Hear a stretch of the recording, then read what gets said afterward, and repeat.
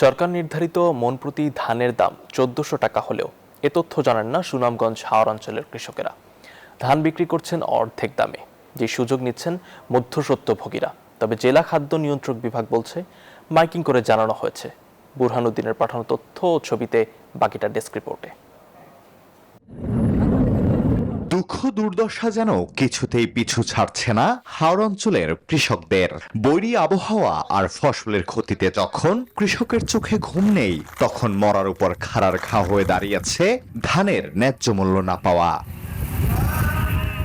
সরকার এবছর ধানের মূল্য নির্ধারণ করেছে মন প্রতি ১,৪৪০ টাকা, কিন্তু বাস্তবতা হলো সুনামগঞ্জের হাওর অঞ্চলের প্রান্তিক কৃষকদের বড় একটি অংশ জানেন না এই সরকারি দামের কথা।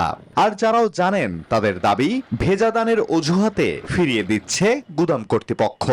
ফলে মধ্যস্বত্বভোগীদের কবলে পড়ে বাধ্য হয়ে প্রতিমন ধান বিক্রি করছেন ৬০০ থেকে ৯০০ টাকা দরে।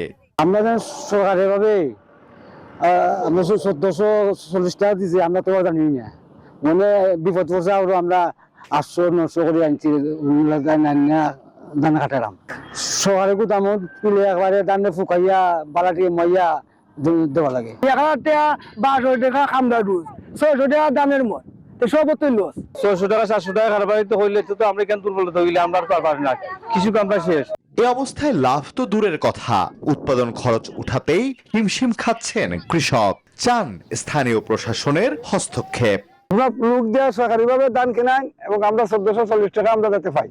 তবে জেলা খাদ্য নিয়ন্ত্রক বিভাগ বলছে ভিন্ন কথা। তাদের দাবি এ বিষয়ে মাইকিং করে জানানো হয়েছে। স্থানীয় প্রশাসনের নাকের ডগায় এমন কার্যক্রম চললেও তারা বলছেন মধ্যস্বত্বভোগীদের বিষয়ে সতর্ক রয়েছেন।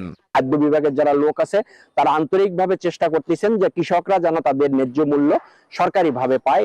হাওরের কৃষকের সারা বছরের একমাত্র সম্বল বোরো ধান। একদিকে বৃষ্টি ও পাহাড়ি ঢলে ক্ষতিগ্রস্ত অর্ধেক ফসল, অন্যদিকে মধ্যস্বত্বভোগীদের নজর হাওরের নিঃস্ব কৃষকদের দিকে। Desk report, news 24।